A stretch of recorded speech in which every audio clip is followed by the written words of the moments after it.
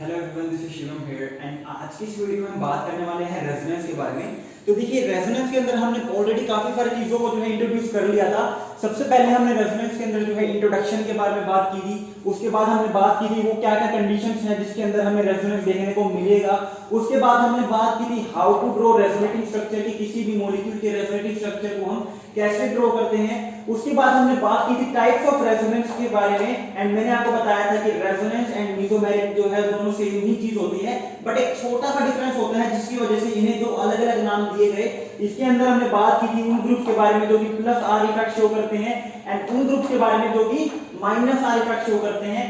आज की वीडियो में हम बात करने वाले हैं comparison between stability of resonating structure. कि मान लीजिए मेरे पास दो रेजोनेटिंग स्ट्रक्चर गिवन है या फिर 5 रेजोनेटिंग स्ट्रक्चर गिवन है एंड मुझसे पूछा हुआ है कि बताओ इनमें से जो है सबसे ज्यादा स्टेबल कौन सा है, सबसे कम स्टेबल कौन सा है। इनको एक ऑर्डर में अरेंज करना है, तो हमें पता होना चाहिए कि कौन सा रेजोनेटिंग स्ट्रक्चर जो है वो सबसे ज्यादा स्टेबल होता है एंड कौन सा रेजोनेटिंग स्ट्रक्चर जो है वो कम स्टेबल होता है एज कंपेयर टू। ठीक है, तो इस चीज को लेकर हम बात करेंगे एंड देन हम बात करेंगे कुछ क्वेश्चंस को लेके कि हमें अगर मान लीजिए कुछ एग्जांपल पूछे जाए कि बताओ इनमें कौन ज्यादा स्टेबल है कौन कम स्टेबल है, तो कैसे हम उनको जज करते हैं। तो चलिए स्टार्ट करते हैं। देखिए, 4 से 5 रूल हैं किसी भी रेजोनेटिंग स्ट्रक्चर के अंदर उनकी स्टेबिलिटी को डिटरमाइन करने के लिए। एक एक रूल को लेके बात करते हैं। सबसे पहली बात, एक स्टार मार्क डाल के पॉइंट डाल लो।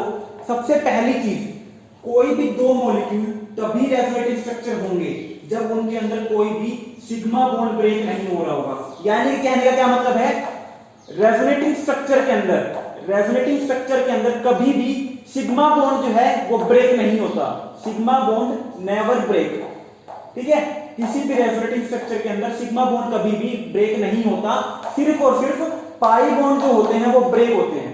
सिर्फ और सिर्फ पाई बॉन्ड ब्रेक होते हैं। मान लो मुझे कोई दो रेजोनेटिंग स्ट्रक्चर गिवन है, उसके अंदर कहीं पर कोई सिग्मा बॉन्ड ब्रेक अगर हो रहा है तो वो कभी भी जो है रेजोनेटिंग स्ट्रक्चर नहीं होगा। एग्जांपल के तौर पर मान लीजिए मेरे पास यहां पर एक एग्जांपल है जिसके अंदर 6 मेंबर रिंग है, ऑक्सीजन है और यहां पर क्या है मेरे पास पॉजिटिव चार्ज है। अब मुझे पता है ऑक्सीजन के पास लोन पेयर है और ये यहां पर क्या करेगा, यहां पर अपने लोन पेयर को डोनेट कर देगा और यहां पर मुझे क्या देखने को मिल जाएगा, एक रेजोनेटिंग स्ट्रक्चर देखने को मिल जाएगा जिसमें मेरे पास अब की बार जो है पॉजिटिव चार्ज कहां पर आ गया, ऑक्सीजन के ऊपर देखने को मिल रहा है। अब की बार क्या हो रहा है, मेरे पास पॉजिटिव चार्ज जो है ऑक्सीजन के ऊपर देखने को मिल रहा है। तो यहां पर देखो, यहां पर कोई भी सिग्मा बॉन्ड ब्रेक नहीं हुआ है। यहां पर क्या हुआ है, यहां पर मेरे पास पाई बॉन्ड फॉर्म हुआ है। यहां पर मेरे पास पाई बॉन्ड फॉर्म हुआ है, यानी कि ये आपस में क्या है, रेजोनेटिंग स्ट्रक्चर है। जो कि मैं आपको बता रहा हूं, कोई भी रेजोनेटिंग स्ट्रक्चर के अंदर सिर्फ और सिर्फ पाई बॉन्ड ब्रेक होते हैं और पाई बॉन्ड फॉर्म होते हैं। कभी भी सिग्मा बॉन्ड ना तो कभी ब्रेक होता और ना ही कभी फॉर्म होता। ठीक है, तो यहां लिख लो sigma bond never break and form. ठीक है, ओनली पाई बॉन्ड ब्रेक होते हैं और पाई बॉन्ड फॉर्म होते हैं। एग्जांपल के तौर पर मान लीजिए मेरे पास सेम ऐसा सा ही एक मॉलिक्यूल है, सेम मेरे पास ऐसा सा ही एक मॉलिक्यूल है। यहां पर अब की बार मेरे पास पॉजिटिव चार्ज है, तो अब की बार क्या होगा, ये ऑक्सीजन के पास लोन पे है, वो यहां पर जो है डोनेट हो जाएगा और मुझे क्या देखने को मिल जाएगा, यहां पर एक इस टाइप का स्ट्रक्चर देखने को मिल जाएगा। कोई डाउट? तो क्या अब की बार ये भी रेजोनेटिंग स्ट्रक्चर है? क्या ये आपस में रेजोनेटिंग स्ट्रक्चर है? तो ध्यान से देखो, यहां पर पहले कोई भी सिग्मा बॉन्ड नहीं था, यहां पर पहले कोई भी बॉन्ड नहीं था, लेकिन यहां पर क्या हो गया, जब ऑक्सीजन ने अपना लोन पे डोनेट किया तो एक सिग्मा बॉन्ड बन गया। यहां पर क्या बन गया, मेरे पास एक सिग्मा बॉन्ड बन गया। और रेजोनेटिंग स्ट्रक्चर में मैंने अभी आपको बताया कि सिग्मा बॉन्ड जो है ना तो कभी बनते हैं ना ही कभी ब्रेक होते हैं। सिर्फ और सिर्फ पाई बॉन्ड बनते हैं और पाई बॉन्ड ब्रेक होते हैं। यहां पर सिग्मा बॉन्ड फॉर्म हो रहा है, इसका मतलब ये रेजोनेटिंग स्ट्रक्चर नहीं है। लेकिन यहां पर क्या था, यहां पर जो है पाई बॉन्ड फॉर्म हुआ था, यानी कि ये रेजोनेटिंग स्ट्रक्चर है, ये रेजोनेटिंग स्ट्रक्चर नहीं है। तो रेजोनेटिंग स्ट्रक्चर बनाने से पहले, रेजोनेटिंग स्ट्रक्चर कंपेयर करने से पहले आपको एटलीस्ट ये तो पता होना चाहिए ना, जो गिवन स्ट्रक्चर मेरे पास है वो रेजोनेंस में है या नहीं है। अब चलो बात करते हैं स्टेबिलिटी ऑफ रेजोनेटिंग स्ट्रक्चर को लेके। अब हम बात करते हैं स्टेबिलिटी ऑफ रेजोनेटिंग स्ट्रक्चर को लेके, और जो पहला रूल है जो कि हमें बताता है कि कौन सा रेजोनेटिंग स्ट्रक्चर सबसे ज्यादा स्टेबल होगा, वो क्या, resonating structure with minimum charge separation, with minimum charge separation is most stable. Resonating structure with minimum charge separation जो है वो सबसे ज्यादा स्टेबल देखने को हमें मिलता है। ठीक है, तो हमें जो है वो स्ट्रक्चर देखना है जिसके अंदर क्या मिनिमम चार्ज सेपरेशन जहां पर होगी वो स्ट्रक्चर जो है सबसे ज्यादा स्टेबल मेरे को देखने को मिलेगा। एग्जांपल के तौर पर मान लीजिए मेरे पास एक बेंजीन रिंग है, ठीक है। यहां पर मैंने क्या किया, एक पाई बॉन्ड को ब्रेक कर दिया। अब मैंने पाई बॉन्ड को ब्रेक किया तो क्या देखने को मिलेगा, एक पॉजिटिव चार्ज और एक नेगेटिव चार्ज। तो देखिए ये आपस में क्या है, रेजोनेटिंग स्ट्रक्चर है, कोई डाउट नहीं होना चाहिए।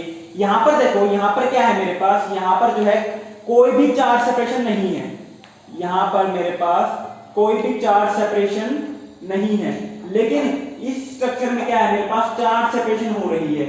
इस स्ट्रक्चर में चार्ज सेपरेशन प्रेजेंट है और मुझसे पूछा जाए कि बताओ कौन ज्यादा स्टेबल होगा, तो मैं क्या कहता हूं रेजोनेटिंग स्ट्रक्चर में कौन सबसे ज्यादा स्टेबल होता है वो देखने का सबसे पहला जो मेथड है, सबसे पहला जो रूल है वो क्या है, आप ही देखो कि कोई ऐसा मॉलिक्यूल है जिसके अंदर चार्ज सेपरेशन नहीं हो रही। तो अगर ऐसा कोई मॉलिक्यूल आपको मिल जाए जिसके अंदर मिनिमम या फिर कोई भी चार्ज सेपरेशन नहीं है, वो रेजोनेटिंग स्ट्रक्चर आपका सबसे ज्यादा स्टेबल रेजोनेटिंग स्ट्रक्चर होगा। तो यहां पर मेरे पास स्टेबिलिटी की अगर बात करूं तो ए जो है वो ज्यादा स्टेबल है डी के कंपेयर में। ये मैंने ए नाम दे दिया और इसको मैंने डी नाम दे दिया। तो पहला रूल सबको समझ में आ गया होगा।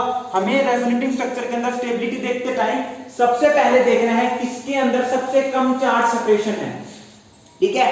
अब मान लीजिए मेरे पास जो है किसी भी मॉलिक्यूल के अंदर कोई भी दो मॉलिक्यूल मेरे पास गिवन है, उनके अंदर चार्ज सेपरेशन इक्वल है, ठीक है, उनके अंदर इक्वल चार्ज सेपरेशन है।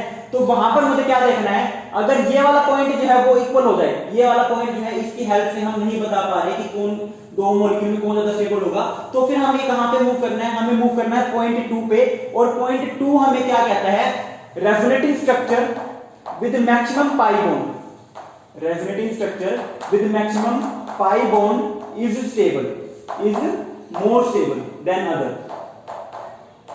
सबसे पहले मुझे देखनी है मिनिमम चार्ज सेपरेशन। अगर ये पॉइंट की हेल्प से मैं दो रेजोनेटिंग स्ट्रक्चर के अंदर स्टेबिलिटी डिसाइड नहीं कर पा रहा हूं, तो मुझे मूव करना है सेकंड पॉइंट के ऊपर। और सेकंड पॉइंट कहता है कि रेजोनेटिंग स्ट्रक्चर, वो रेजोनेटिंग स्ट्रक्चर जिसके अंदर maximum number of pi bond होंगे वो ज्यादा स्टेबल होगा as compare to other. Example के तौर पर मान लीजिए मेरे पास एक एग्जांपल है मेरे पास CH2O CH3, ठीक है। अब यहां पर मेरे पास है पॉजिटिव चार्ज, ठीक है।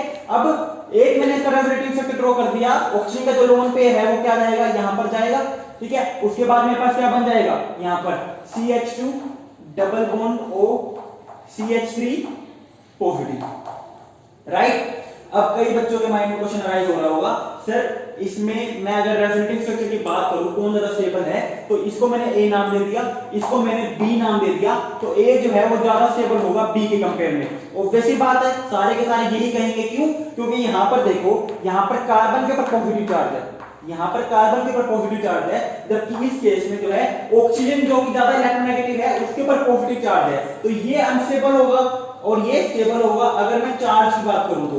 लेकिन ऐसा नहीं है, माना ये भी एक रूल है, माना मैंने आपका पॉइंट ऑफ व्यू सही है सोचने का कि ऑक्सीजन के ऊपर पॉजिटिव चार्ज है, ऑक्सीजन ज्यादा इलेक्ट्रोनेगेटिव है जिसकी वजह से वो पॉजिटिव चार्ज हैंडल नहीं करता कभी भी, लेकिन उसके बावजूद जो है बी वाला जो है ज्यादा स्टेबल होता है as compare to A, B वाला ज्यादा स्टेबल होगा as compare to A. And कई सारे स्टूडेंट्स जो है इस टाइम पे वीडियो छोड़ के चले जाएंगे, ये कहेंगे कि आपको तो पढ़ाना नहीं आता या फिर आप गलत पढ़ा रहे हो। लेकिन एक बार बात तो सुन लो ना, रीजन दे रहा हूं। देखो स्टेबिलिटी हमेशा हम कंपेयर करते हैं, कभी भी हम एक मॉलिक्यूल को उठा के ये तो नहीं कह सकते हैं स्टेबल है, अरे स्टेबल तो है लेकिन किसकी कंपेयर में ज्यादा स्टेबल है, हमेशा कंपैरिजन करते हैं स्टेबिलिटी बताते टाइम। यहां पर मान लिया ये वाला जो पॉइंट है, ये वाला जो फर्स्ट पॉइंट है कि ऑक्सीजन जो है ज्यादा इलेक्ट्रोनेगेटिव है, पॉजिटिव चार्ज बियर नहीं करेगा, जिसकी वजह से ये स्ट्रक्चर जो है वो अनस्टेबल हो जाएगा। ये पॉइंट ऑफ व्यू ठीक है, लेकिन इससे ज्यादा जो है एक पॉइंट और है जिसकी वजह से ये वाला स्ट्रक्चर जो है ज्यादा स्टेबल बन जाता है as compare to this structure. हर एक चीज को देखने के ना ऑर्गेनिक मेथड एक से ज्यादा पर्सपेक्टिव होते हैं, हर चीज को पॉइंट करो, हर चीज को नोट करो, तब आप जाके ऑर्गेनिक को समझ पाओगे। यहां पर देखो, यहां पर क्या है मेरे पास, कार्बोकैटायन है, कार्बोकैटायन है, तो यहां पर मेरे पास कार्बोकैटायन मुझे पता है sp2 हाइब्रिडाइज होते हैं एंड इसके अंदर कितने इलेक्ट्रॉन है मेरे पास, 6 इलेक्ट्रॉन प्रेजेंट है। यहां पर मेरे पास कितने इलेक्ट्रॉन प्रेजेंट है, 6 इलेक्ट्रॉन प्रेजेंट है, यानी कि इसका ऑक्टेट कंप्लीट नहीं है, ऑक्टेट नॉट कंप्लीट, राइट। ये बात सबको समझ में आ रही है। लेकिन वहीं पर एक चीज देखो आप, यहां पर ऑक्सीजन ने क्या किया, अपने लोन पेयर को डोनेट करके CH2 डबल बॉन्ड O बना दिया। अब इस कार्बन के पास कितने इलेक्ट्रॉन है, अब इस कार्बन के पास 8 इलेक्ट्रॉन है, यानी कि इसका ऑक्टेट जो है वो कंप्लीट हो गया। यहां पर क्या हो गया, ऑक्टेट कंप्लीट हो गया। एंड जितनी ज्यादा अनस्टेबिलिटी जो है ऑक्सीजन ने ऊपर पॉजिटिव चार्ज बियर करके इस मॉलिक्यूल को दी है ना, उससे ज्यादा स्टेबिलिटी मिल रही है जब ये कार्बन जो है वो कंप्लीट ऑक्टेट के साथ प्रेजेंट हो गया। यानी कि यहां पर जो है डोमिनेटिंग इफेक्ट क्या लग रहा है, यहां पर डोमिनेटिंग इफेक्ट है ऑक्टेट कंप्लीट होना। ऑक्टेट कंप्लीशन जो है वो डोमिनेट कर रहा है। ऑक्सीजन के कारण जो अनस्टेबिलिटी आई है, ऑक्सीजन के ऊपर पॉजिटिव चार्ज बियर करने के कारण जो अनस्टेबिलिटी आई है, उसको कौन डोमिनेट कर रहा है, उसको डोमिनेट कर रहा है ऑक्टेट कंप्लीशन। और इसी वजह से मेरे पास जो बी है स्ट्रक्चर वो ज्यादा स्टेबल है एज कंपेयर टू ए। ठीक है, और इसी वजह से हमें क्या देखना है, हमें ये देखना है कि वो रेजोनेटिंग स्ट्रक्चर जिसके अंदर maximum number of pi bond होंगे ना, वो ज्यादा स्टेबल होता है as compare to other. 2 point समझ में आ गए। अब बात करते हैं हम तीसरे पॉइंट की। ठीक है, अब हम बात करते हैं तीसरे पॉइंट की, जिसके लिए आप तड़प रहे होंगे, जो कि जिसकी वजह से आपने मेरे सेकंड जो पॉइंट है उसको इनवैलिड भी करार दिया होगा। दैट इज नेगेटिव चार्ज जो है और पॉजिटिव चार्ज कहां पर प्रेजेंट होना चाहिए।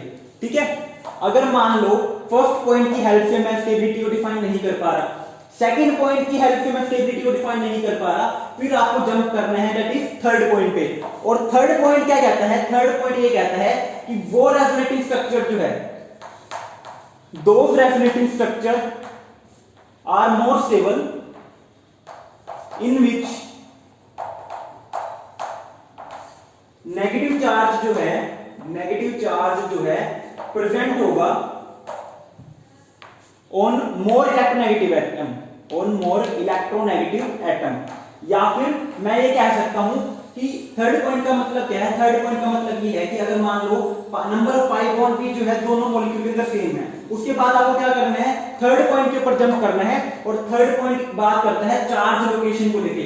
चार्ज लोकेशन को लेके क्या बात करता है कि नेगेटिव चार्ज जो है वो ज्यादा इलेक्ट्रोनेगेटिव एलिमेंट के ऊपर होना चाहिए, एंड जो पॉजिटिव चार्ज है वो कम इलेक्ट्रोनेगेटिव एलिमेंट के ऊपर होना चाहिए। वही रेजोनेटिंग स्ट्रक्चर जो है वो ज्यादा स्टेबल मुझे देखने को मिलेगा। एग्जांपल के तौर पर समझ में नहीं आया, मान लो मेरे पास है CH2 double bond carbon, CH2 single bond carbon double bond oxygen. एक तो ये है, और इस कार्बन के ऊपर क्या है, नेगेटिव चार्ज है। अब देखो इसका रेजोनेटिव स्ट्रक्चर क्या बनेगा, रेजोनेटिव स्ट्रक्चर मैंने आपको ड्रॉ करने बताए हैं, कभी भी गलती मत करना। रेजोनेटिव स्ट्रक्चर में कभी भी सिग्मा बॉन्ड ब्रेक नहीं होता, हमेशा पाई बॉन्ड ब्रेक होता है और पाई बॉन्ड ही फॉर्म होता है। तो इसका रेजोनेटिव स्ट्रक्चर क्या बन जाएगा, ठीक है। अब देखो पहला पॉइंट क्या था, resonating structure with minimum charge separation is most stable. जिसके अंदर मिनिमम चार्ज सेपरेशन होगी वो ज्यादा स्टेबल होगा। लेकिन यहां पर देखो इस रेजोनेटिंग स्ट्रक्चर के अंदर भी एक चार्ज सेपरेशन है दैट इज नेगेटिव चार्ज, और इसके अंदर भी जो है एक चार्ज सेपरेशन है दैट इज नेगेटिव चार्ज। यानी कि पहले रूल के बेस के ऊपर मैं इसको डिफाइन नहीं कर सकता कौन ज्यादा स्टेबल है। दूसरा पॉइंट क्या कह रहा था, दूसरा पॉइंट कह रहा था वो रेजोनेटिंग स्ट्रक्चर ज्यादा स्टेबल होगा जिसके अंदर maximum number of pi bond होंगे। तो देखो यहां पर कितने पाई बॉन्ड है, एक पाई बॉन्ड है, यहां पर मेरे पास एक पाई बॉन्ड है, और यहां पर मेरे पास कितने पाई बॉन्ड है, यहां पर भी मेरे पास एक पाई बॉन्ड है। यानी कि मैं दूसरे रूल के थ्रू भी इसको स्टेबिलिटी को डिफाइन नहीं कर सकता। लेकिन तीसरा रूल क्या कहता है, तीसरा रूल कहता है कि अगर चार्ज सेपरेशन प्रेजेंट है तो नेगेटिव चार्ज जो है वो ज्यादा इलेक्ट्रोनेगेटिव एलिमेंट के ऊपर होना चाहिए, एंड पॉजिटिव चार्ज जो है वो कम इलेक्ट्रोनेगेटिव एलिमेंट के ऊपर होना चाहिए। तो यहां पर देखो, यहां पर मेरे पास नेगेटिव चार्ज कहां पर है, कार्बन के ऊपर, और यहां पर मेरे पास नेगेटिव चार्ज कहां पर है, ऑक्सीजन के ऊपर। कौन ज्यादा इलेक्ट्रोनेगेटिव है, ऑब्वियस सी बात है ऑक्सीजन जो है ज्यादा इलेक्ट्रोनेगेटिव है एज कंपेयर टू कार्बन। तो कौन सा स्ट्रक्चर ज्यादा स्टेबल होगा, ऑब्वियस सी बात है सेकंड जो है वो ज्यादा स्टेबल होगा फर्स्ट के कंपेयर में, क्योंकि सेकंड में मेरे पास नेगेटिव चार्ज हो ज्यादा इलेक्ट्रोनेगेटिव एलिमेंट के ऊपर प्रेजेंट है। और यही रूल तो आप सुनना चाहते थे इतनी देर से, यही रूल तो आपको चाहिए था जिसकी वजह से हमारी बहस हो गई थी सेकंड पॉइंट के ऊपर। ठीक है, तो ये वाला पॉइंट हमें तब देखना है जब मेरे पास maximum number of pi bond जो है उसके दोनों में सेम हो। उसके बाद हम चार्ज सेपरेशन देखते हैं कि नेगेटिव चार्ज जो है ज्यादा इलेक्ट्रोनेगेटिव एलिमेंट के ऊपर, एंड पॉजिटिव चार्ज जो है वो कम इलेक्ट्रोनेगेटिव एलिमेंट के ऊपर होना चाहिए। अब उसके बाद मान लो नेगेटिव चार्ज जो है ज्यादा इलेक्ट्रोनेगेटिव एलिमेंट के ऊपर है, एंड पॉजिटिव चार्ज जो है वो कम इलेक्ट्रोनेगेटिव एलिमेंट के ऊपर है। तो फोर्थ पॉइंट मेरे पास क्या होगा, अगर ये सारे के सारे फैक्टर इक्वल हो जाएं तो उसके बाद हमें देखना है चार्ज सेपरेशन, उसके बाद हमें देखना है चार्ज सेपरेशन इन ए मॉलिक्यूल। यानी कि कहने का मतलब क्या है, कहने का मतलब ये है कि मान लो मेरे मॉलिक्यूल के अंदर दो पॉजिटिव चार्ज है या फिर दो नेगेटिव चार्ज है, तो ये दोनों जितनी आपस में दूर होंगे ना, जितना एक दूसरे से दूर होंगे उतना ज्यादा स्टेबल होंगे। या फिर अगर मेरे पास मॉलिक्यूल के अंदर एक पॉजिटिव चार्ज है और दूसरा नेगेटिव चार्ज है, तो जितना ये क्लोज होंगे आपस में, ये चार्ज सेपरेशन जितनी कम होगी इस केस में, उतना ही ज्यादा मेरे पास रेजोनेटिव स्ट्रक्चर स्टेबल होगा। समझ में नहीं आया?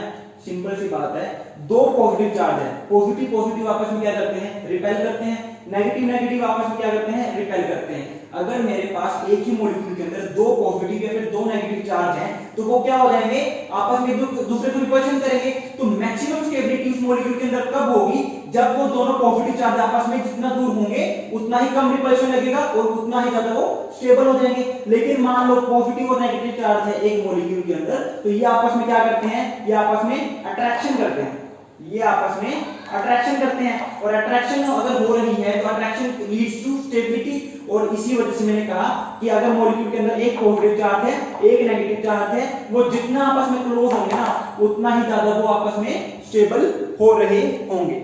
सबको समझ में आ गए? तो ये चार रूल है जिन्हें हमें बारी बारी से जो है अप्लाई करना पड़ता है, ये देखने के लिए कि कौन सा रेजोनेटिव स्ट्रक्चर ज्यादा स्टेबल है, कौन सा रेजोनेटिव स्ट्रक्चर जो है कम स्टेबल है। चलो अब हमने रूल तो सारे देख लिए, अब हम बात करते हैं क्वेश्चन को लेके। अब हम बात करते हैं क्वेश्चन को लेके, क्योंकि क्वेश्चन के अंदर अगर आपको ये रूल अप्लाई करने नहीं आए तो इन रूल को पढ़ने का फायदा ही क्या है। तो मान लीजिए मेरे पास क्वेश्चन है, मुझे बताना है कौन सा स्ट्रक्चर ज्यादा स्टेबल है, कौन सा स्ट्रक्चर जो है वो कम स्टेबल है। सबसे पहले तो आपको ये देखना है कि बताओ ये आपस में रेजोनेटिंग स्ट्रक्चर है भी या नहीं है, ये आपस में रेजोनेटिंग स्ट्रक्चर है भी या नहीं है। ठीक है, तो आखिरी स्ट्रक्चर है मेरे पास ऑक्सीजन नेगेटिव और ये पॉजिटिव।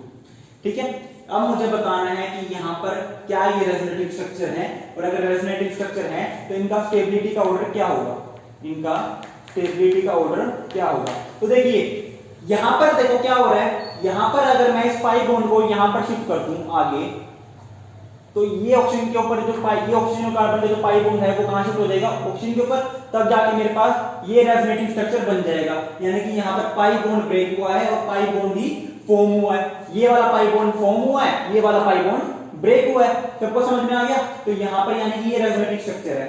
यहां पर क्या हुआ है, यहां पर मेरे पास देखो यहां पर क्या हुआ है, ऑक्सीजन मुझे पता है कम ज्यादा इलेक्ट्रोनेगेटिव होता है और ये कार्बन जो है वो कम इलेक्ट्रोनेगेटिव होता है। तो अगर मुझे इस पाई बॉन्ड की सेपरेशन दिखानी हो तो मैं यही तो दिखाऊंगा ना।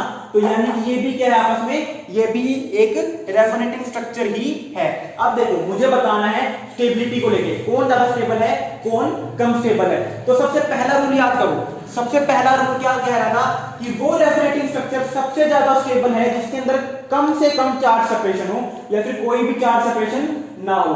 तो ऐसा कोई दिख रहा है जिसके अंदर कोई भी चार्ज सेपरेशन ना हो, ये वाला ए वाला जो है इसके अंदर कोई भी चार्ज सेपरेशन नहीं है। तो सबसे ज्यादा स्टेबल तो मैंने लगा दिया ए। ठीक है, हमेशा रेजोनेटिंग स्ट्रक्चर के अंदर स्टेबिलिटी देखनी है तो पहले ये पता कर लेना कि ये रेजोनेंस में है भी या नहीं है। कभी एग्जामिनर आपके साथ खेल रहा हो, क्योंकि एग्जामिनर को बहुत मजा आते हैं आप लोगों के साथ खेलने में। ठीक है, अब अगर मैं इनकी बात करूं तो इसके अंदर एक नेगेटिव चार्ज है, इसके अंदर एक पॉजिटिव चार्ज है, इसके अंदर एक नेगेटिव चार्ज एक पॉजिटिव चार्ज, यानी कि यहां पर जो है बी और सी में चार्ज सेपरेशन इक्वल है। तो पहला रूल के अकॉर्डिंग तो मैंने एक ढूंढ लिया कि कौन ज्यादा स्टेबल है। दूसरा रूल क्या कह रहा था, दूसरा रूल कह रहा था वो स्ट्रक्चर ज्यादा स्टेबल होगा जिसके अंदर maximum number of pi bond होंगे। तो यहां पर देखिए क्या पता चल रहा है, एक पाई बॉन्ड है, यहां पर देखिए क्या पता चल रहा है, एक पाई बॉन्ड है। यानी कि दूसरा स्ट्रक्चर के थ्रू मैं यहां पर नहीं बता सकता हूं कि कौन ज्यादा स्टेबल है कौन कम स्टेबल है। तीसरा रूल क्या कहता है, तीसरा रूल कहता है मेरे पास कि मुझे देखना है नेगेटिव चार्ज जो है वो ज्यादा इलेक्ट्रोनेगेटिव एलिमेंट के ऊपर होना चाहिए और पॉजिटिव चार्ज जो है वो कम इलेक्ट्रोनेगेटिव एलिमेंट के ऊपर होना चाहिए। तो देखो नेगेटिव चार्ज यहां पर कहां प्रेजेंट है, ज्यादा इलेक्ट्रोनेगेटिव एलिमेंट के ऊपर, एंड पॉजिटिव चार्ज कहां प्रेजेंट है, कार्बन के ऊपर, that is come electronegative element के ऊपर। यहां पर क्या हो रहा है, यहां पर जो नेगेटिव चार्ज है वो कहां है, ज्यादा इलेक्ट्रोनेगेटिव एलिमेंट के ऊपर, एंड पॉजिटिव चार्ज कहां है, कम इलेक्ट्रोनेगेटिव एलिमेंट के ऊपर। यानी कि यहां पर भी जो है सेम हो गया, दोनों ही केस में नेगेटिव चार्ज ऑक्सीजन के ऊपर है एंड पॉजिटिव चार्ज जो है वो कार्बन के ऊपर है। यानी कि थर्ड रूल की हेल्प से भी मैं इसको नहीं जस्टिफाई कर सकता। अब बात करते हैं फोर्थ रूल की।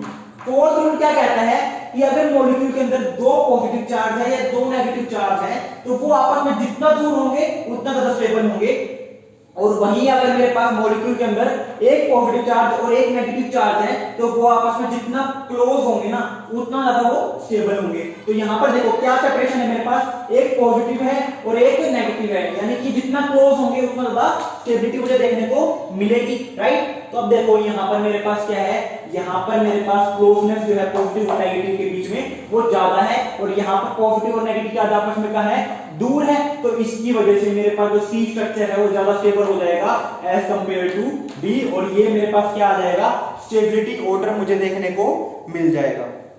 यहाँ पर मेरे को ये स्टेबिलिटी ऑर्डर देखने को मिल जाएगा।